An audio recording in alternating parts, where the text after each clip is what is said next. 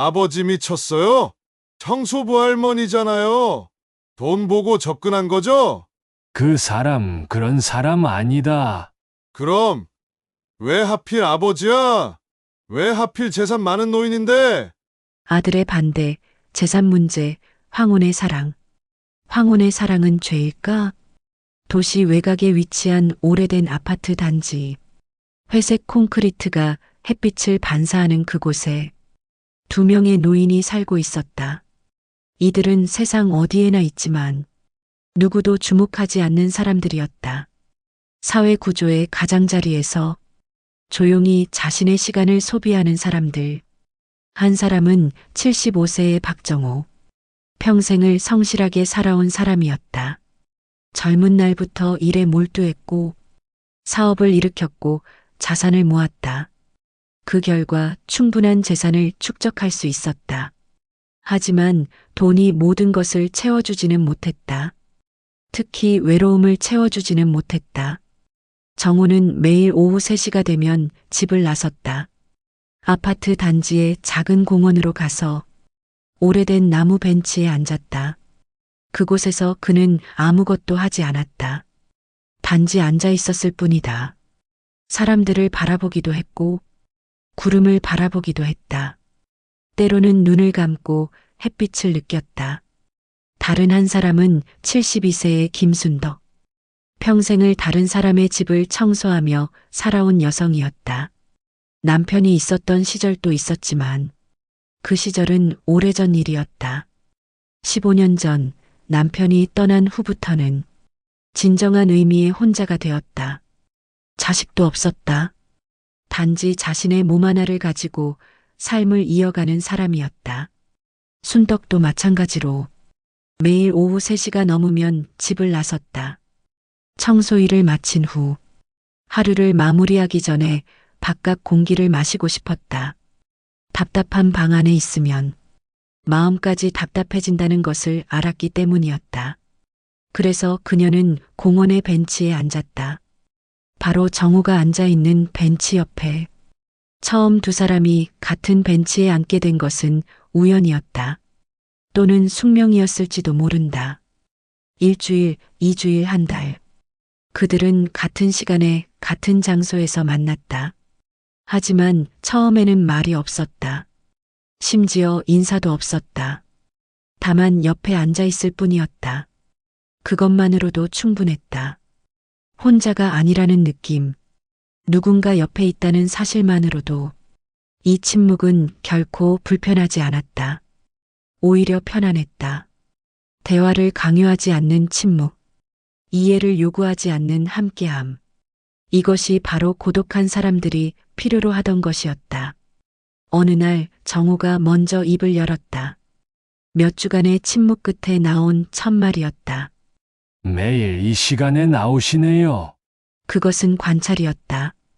비난이나 질문이 아닌 단순한 관찰. 순덕은 잠깐 놀랐다. 누군가가 자신을 관찰했다는 것이, 자신의 존재를 인식했다는 것이 고맙기도 했고 어색하기도 했다. 집에 있으면 더 외로워서요. 그 한마디가 모든 것을 바꾸었다. 그것은 진실이었다. 격식 없는, 꾸밈 없는 진정한 진실.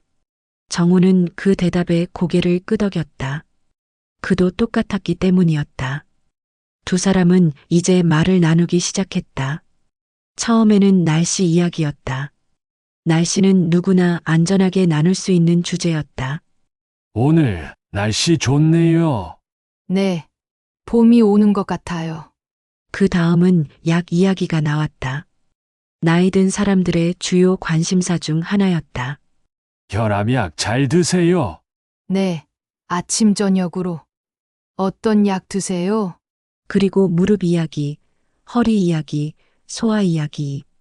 모두 노년이 가져다주는 신체적 변화들에 관한 것이었다. 하지만 이런 대화들은 단순한 건강정보 교환이 아니었다. 그것은 서로의 존재를 인정하는 과정이었다. 나도 아프고 너도 아프고 우리는 같은 처지라는 것을 확인하는 과정이었다. 어느 날 정우가 더 깊은 질문을 던졌다. 혼자 지내신 지 오래되셨어요?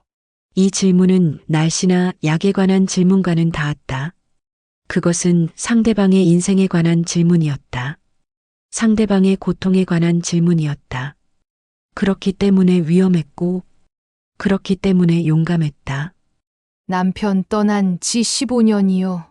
자식도 없고 그냥 혼자죠. 그 대답은 간결했지만 무거웠다. 15년. 그것은 오래전이 아니었다. 그것은 현재 진행형이었다. 매일매일이 혼자라는 뜻이었다. 정우는 고개를 끄덕였다. 그리고 자신의 이야기를 했다. 나도요. 아들은 있지만 요즘은 없는 게 낫다는 생각도 들어요. 그 말에는 깊은 상처가 담겨 있었다. 자식이 있는데도 혼자라는 것. 그것은 자식이 없는 혼자보다 더 아플 수도 있었다. 왜냐하면 그것은 선택받지 못한 상태이기 때문이었다. 둘은 웃었지만 웃음 끝은 늘 씁쓸했다. 그것은 진정한 웃음이 아니라 슬픔을 견디는 방법이었다. 두 사람은 이제 약속 없이 약속된 시간에 만났다. 오후 3시, 정우와 순덕을 연결하는 마법의 시간. 처음에는 벤치에 앉아만 있었다. 나중에는 함께 산책을 하기 시작했다. 아파트 단지 주변의 좁은 길을 따라 천천히 걷는 것이었다.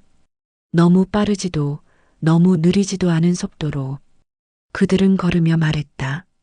자신의 인생에 관해, 지나간 날들에 관해, 그리고 현재에 관해. 정우가 먼저 자신의 이야기를 시작했다. 그는 아들과의 관계에 관해 이야기했다. 아들이 좋은 직장을 얻었거든요. 잘 살고 있어요. 하지만 자주 오지는 않아요. 명절에만 온다고 해서 와요. 그것도 형식적으로. 그 말에는 자부심과 외로움이 함께 담겨 있었다. 아들이 성공했다는 것은 자신의 양육이 잘했다는 뜻이었다. 하지만 그 성공이 자신을 멀어지게 했다. 더 높이 올라간 아들은 이제 자신을 보지 않았다. 순덕은 듣기만 했다. 간섭하지 않고 판단하지 않고 단지 들었다. 그것이 위로였다. 며칠 후 순덕이 자신의 이야기를 했다. 그녀의 이야기는 더 단순했고 더 씁쓸했다. 남편은 암이었어요. 그걸 견디지 못한 것 같아요. 돈도 없었고 일도 많았고 어쨌든 떠났어요. 그 뒤로는 계속 청소 일을 했어요. 다른 걸 할 줄 몰랐거든요. 정우는 그 이야기를 들으며 순덕의 손을 살짝 잡았다. 말이 아닌 몸짓으로 위로한 것이었다. 시간이 지나면서 두 사람의 관계는 깊어졌다. 단순한 만남에서 신뢰로, 신뢰에서 의존으로 변화했다. 순덕은 정호에게 자신의 문제를 상담하기 시작했다. 일터에서의 갈등, 건강에 대한 불안, 미래에 대한 두려움. 저 요즘 무릎이 자꾸 아파요. 청소 일을 못하게 되면 어떻게 하나 싶어서요. 괜찮습니다. 혼자가 아니니까. 그 말은 약속이었다. 작은 약속? 하지만 순덕에게는 세상 모든 약속보다 소중했다. 마찬가지로 정호도 순덕에게 마음을 열었다. 아들과의 갈등, 노년의 불안, 죽음에 대한 공포. 내가 죽고 나면 아들이 다 가져갈 거라고 생각하면 좀 허무해요. 내가 번 돈인데. 그건 돈이 아니라 남겨질 사람이 없다는 거 아닐까요? 그 말은 정호의 마음을 정확히 꿰뚫었다. 그렇다. 그것은 돈의 문제가 아니었다. 그것은 혼자 죽어야 한다는 공포, 누군가에게 남겨지고 싶다는 욕망의 문제였다. 이 시점에서 두 사람 사이의 감정은 우정을 넘어서고 있었다. 그것은 무엇인가? 사랑인가? 의존인가? 아니면 단순한 필요인가? 아마도 그것은 모두가 섞여 있었을 것이다. 젊은 날의 사랑과는 다른 노년의 사랑. 그것은 아름다움을 위한 사랑이 아니라 존재를 위한 사랑이었다. 누군가와 함께 늙어가는 것. 그것이 사랑이라면 그들은 이미 사랑하고 있었다. 어느 날 정호는 작은 귤 봉지를 들고 벤치에 앉았다. 그것은 계획된 것이었다. 시장에서 고르고 골랐고 이 순간을 위해 가져온 것이었다. 이거 드세요. 혼자 먹기엔 많아서. 순덕은 그 귤 봉지를 바라봤다. 아무런 포장도 화려한 리본도 없었다. 단지 투명한 비닐에 담긴 귤들. 하지만 그 귤들은 세상에서 가장 예뻐 보였다. 순덕은 잠시 망설였다. 그리고 조심스럽게 물었다. 이런 거 받아도 되나? 그 질문에는 많은 것이 담겨 있었다. 자신이 받을 자격이 있는가에 대한 의문, 이 행동이 무엇을 의미하는지에 대한 불안, 그리고 그것을 받으면 자신의 인생이 어떻게 변할 것인가에 대한 두려움. 괜찮아요. 누군가랑 나누고 싶어서 산 거니까. 그 말이 모든 것을 답했다. 그것은 선물이 아니라 초대였다. 함께 하자는 초대. 혼자가 아니게 되자는 초대. 순덕은 귤 봉지를 받았다. 그 순간 무언가가 바뀌었다. 그날 이후 둘은 함께 밥을 먹기 시작했다. 처음에는 공원의 한쪽 벤치에서 편의점 김밥을 나눠 먹었다.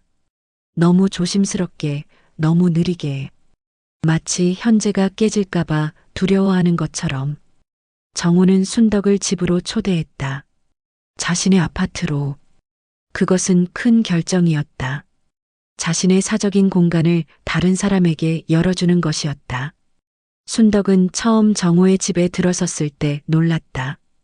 깔끔하고 정돈되어 있었지만 어딘가 차갑고 외로워 보였다. 마치 박물관의 전시실처럼. 일부러 치장을 하지 않은, 살아가기보다는 생존하는 공간이었다. 순덕은 천천히 이 공간을 따뜻하게 만들기 시작했다. 단순한 청소가 아니라 삶을 불어넣는 작업이었다. 커튼을 열고 창문을 닫고 그리고 매일 밥을 지었다. 정우는 그 변화를 지켜봤다. 자신의 집이 다시 살아나는 과정을 지켜봤다. 그리고 그것은 단순히 집만의 변화가 아니었다. 정호 자신도 변해가고 있었다.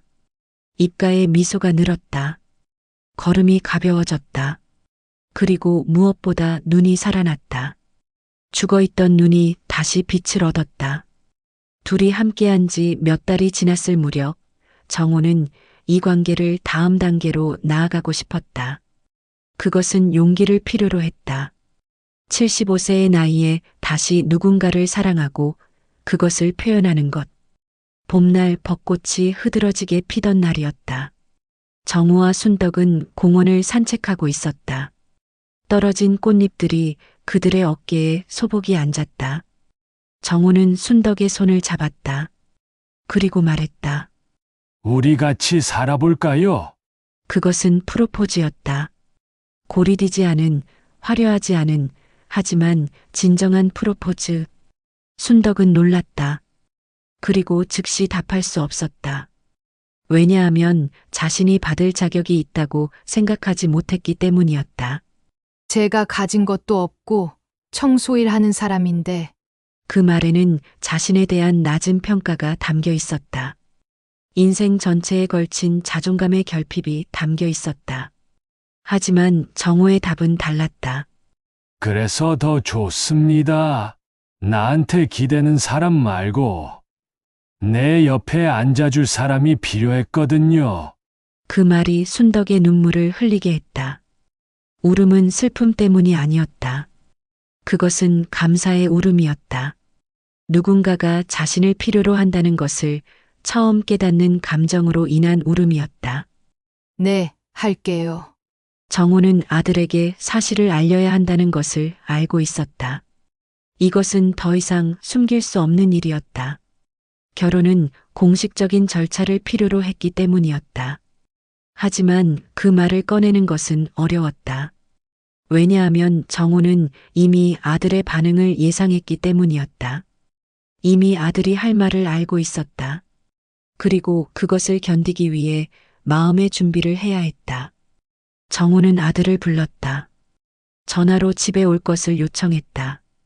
아들이 집에 도착했을 때 순덕은 이미 자리를 떠나 있었다. 정우는 아들에게 이야기를 시작했다.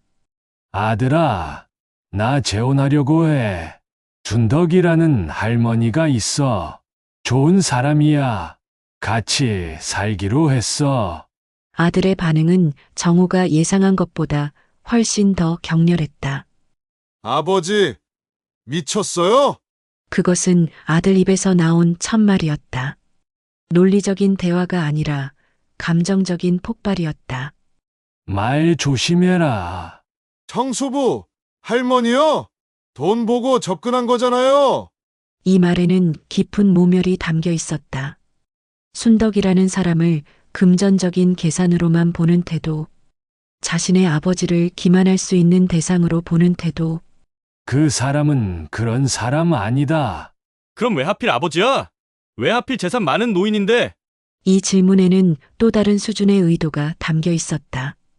자신의 아버지가 금전적으로 착취당할 수 있다는 두려움도 있었지만 더 근본적인 것은 자신의 상속이 위협받는다는 불안이었다. 정우는 침묵했다. 더 이상 할 말이 없었다. 자신의 아들이 자신의 행복을 고려하지 않는다는 것을 명확히 깨달았을 뿐 아들의 분노는 계속 깊어졌다. 그것은 우려가 아니라 순전한 이기심이었다. 아버지 돈이 곧 내 미래예요. 그 한마디가 모든 것을 드러냈다. 아들은 아버지의 돈을 자신의 돈으로 생각하고 있었다. 아버지가 여전히 살아있는데도 그 돈은 이미 자신의 것이라고 확신하고 있었다. 이 말에 정우의 얼굴이 굳었다. 내 돈이다. 정우의 목소리는 차갑게 떨어졌다. 그것은 실망의 목소리였다. 자식이 자신을 금전적인 도구로만 봤다는 사실에 대한 실망. 아버지 재산은 내 거예요. 그 여자가 들어오면 반토막 나는 거잖아요. 아들의 말은 점점 더 노골적이 되었다. 이제 그는 순덕을 위협으로 보기 시작했다. 자신의 상속을 뺏을 가능성이 있는 위협이라고. 정우는 아들을 정면으로 마주봤다. 그래서 내가 혼자 늙어 죽길 바랐던 거냐? 이것은 아들에게 던지는 큰 질문이었다. 자신을 사랑하기 때문에 혼자가 아닌 누군가가 자신의 곁에 있기를 원하는 것이 그렇게 나쁜가? 아들은 침묵하지 않았다. 오히려 더 목소리를 높였다. 외로우면 여행이나 다녀요. 왜 재혼이야? 이 말에는 얼마나 큰 오만함이 담겨 있는가. 자신의 아버지의 감정을 자신이 관리할 수 있다고 생각하는 오만함. 아버지의 인생을 자신이 통제할 수 있다고 생각하는 오만함. 정우는 아무 말도 하지 않았다. 그 순간 무언가가 깨졌다. 아버지와 아들 사이의 신뢰라는 것이. 아들이 집을 나가고 난 후 정우는 한동안 움직이지 않았다. 단지 앉아 있었을 뿐이다. 며느리의 전화가 왔다. 아들이 집에 와서 화를 냈다고 했다. 혼잣말로 뭔가를 중얼거리고 있다고 했다. 정우는 며느리에게 고마움을 전했다. 하지만 더 이상의 연락은 하지 말아달라고 부탁했다. 이것은 아들과의 문제이고 아들이 자신의 선택을 존중할 때까지 기다려야 한다고 말했다. 아들은 변호사를 찾았다. 아버지의 재산을 보호하기 위한 명목으로. 사실은 자신의 상속을 보호하기 위해서였다. 정우에게 연락이 왔다. 변호사가 아버지와 만나야 한다고. 아버지가 정상적인 정신 상태에 있는지 확인해야 한다고. 그리고 재산 이전에 대한 동의가 있었는지 확인해야 한다고. 이것은 법적인 괴롭힘이었다. 자식이 부모에게 가하는 정신적, 법적 괴롭힘. 정우는 그 모든 것에 응했다.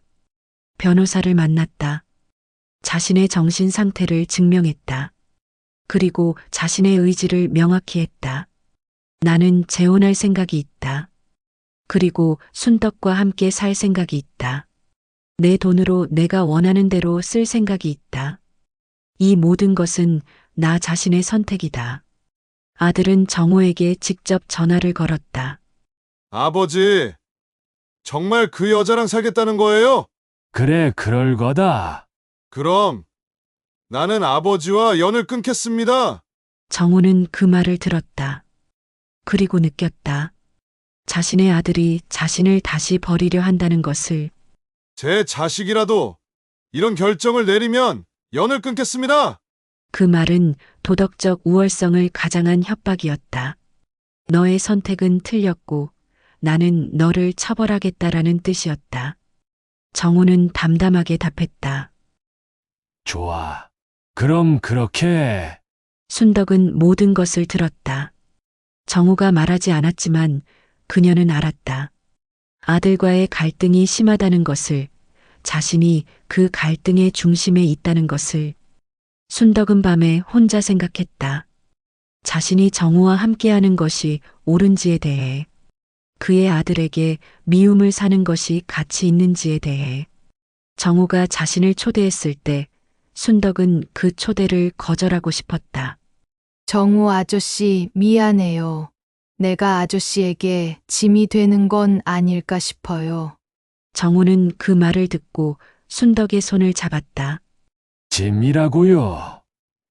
아니, 내가 당신으로 인해 살아있다는 걸 느껴요.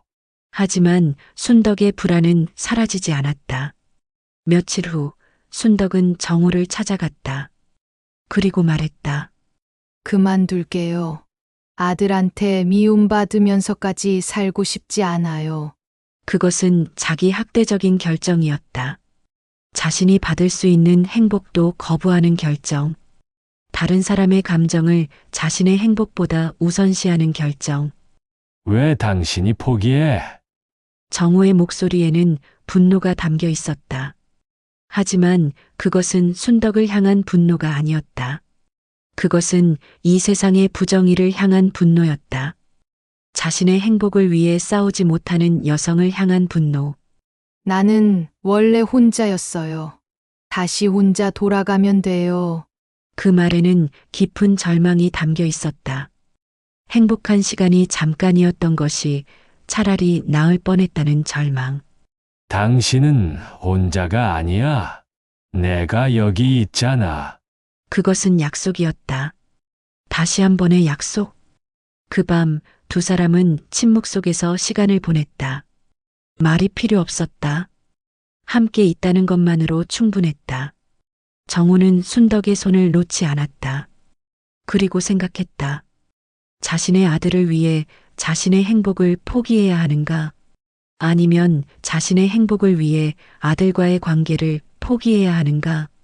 그것은 인생의 가장 어려운 선택이었다. 다음 날 뜻밖의 방문객이 나타났다. 정호의 손자였다. 아들의 아들. 손자는 대학생으로 젊고 명민했다. 할아버지, 손자는 할아버지를 보자마자 눈물이 나왔다.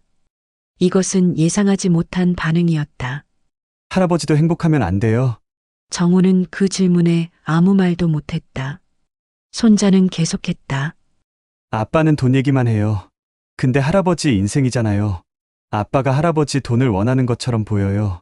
그런데 할아버지는 아빠를 원하는 것 같아요. 그 말은 너무 진실에 가까웠다. 정호는 눈물을 흘리고 말았다. 나는 할아버지가 행복했으면 좋겠어요. 그 할머니분이 필요한 거면 내가 아빠를 설득할 테니까. 정호는 손자를 안았다. 이 젊은 사람이 자신의 아들보다 더 성숙했다. 이 젊은 사람이 인생의 진정한 가치가 무엇인지 알고 있었다. 손자는 정말로 자신의 아버지와 싸웠다. 밤새도록 싸웠다. 자신의 아버지에게 말했다. 할아버지도 사람이야. 할아버지도 행복할 권리가 있어. 아들은 아들의 말을 듣고 흔들리기 시작했다.